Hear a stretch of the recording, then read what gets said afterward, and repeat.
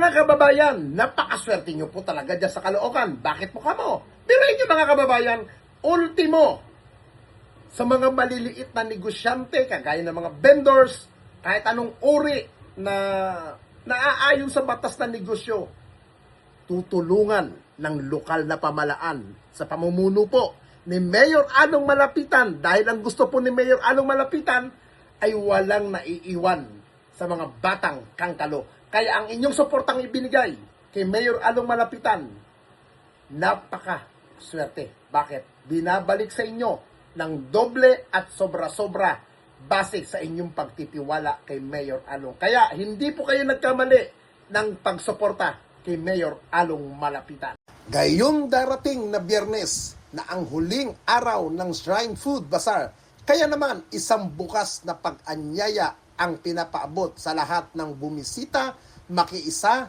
at higit sa lahat, sumuporta ang bawat sentimo na ating gagastusin. Dito ay direktang tutulong sa pag-unlad ng ating mga lokal na negosyante.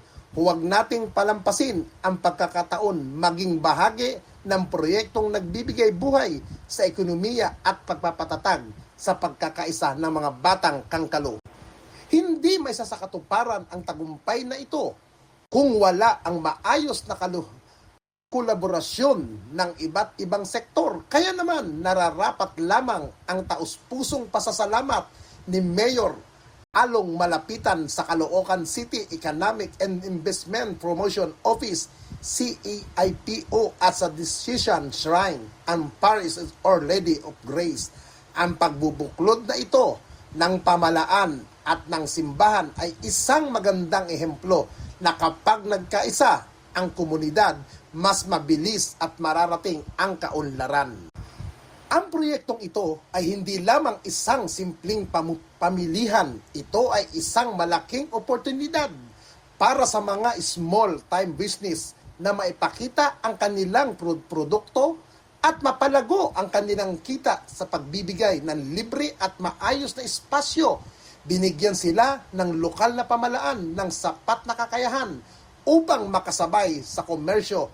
Ang ganitong mga hakbang ay patunay na buhay ang diwa ng pagtutulungan sa lungsod upang iangat ang kabuhayan ng bawat pamilyang kangkalo. Sa gitna ng mabilis na takbo ng modernong ekonomiya, madalas na naiiwan ang mga maliliit na negosyante na nagsisikap lamang itaguyod ang kanilang pamilya. Subalit sa lungsod ng Caloocan, patuloy na pinatutunayan ng lokal na pamalaan na walang sektor ang mapapabayaan sa pamamagitan ng paglulunsad ng Shrine Food Bazaar. Muling pinamalas ni Mayor Along Malapitan ang kanyang tunay na aksyon at malasakit para sa mga small and medium enterprise, SMEs, at mga lokal na vendor sa lungsod.